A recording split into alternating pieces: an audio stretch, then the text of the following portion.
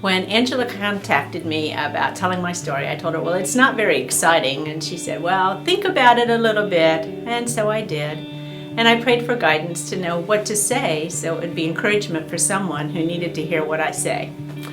I grew up in a farming community in north central Ohio.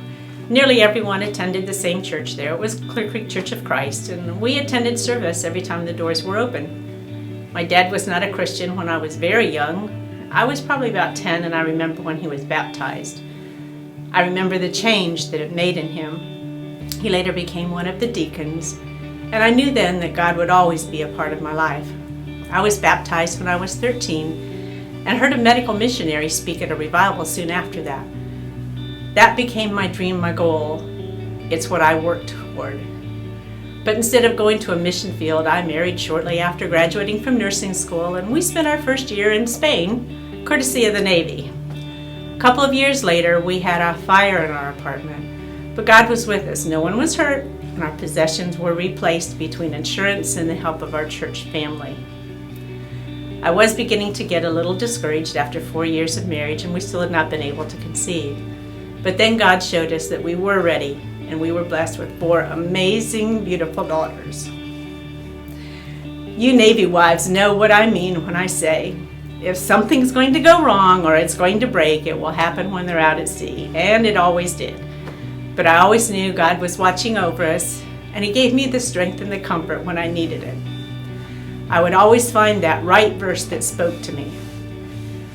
But I was not at peace because in my mind, I felt I had disappointed God by not going to a mission field.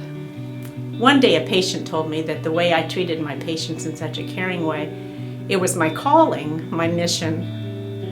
I had fulfilled my dream because of how God worked through me. Some of you may have bumps in your road. Keep your faith strong, pray, rely on God to see you through, and trust that He always keeps His promise.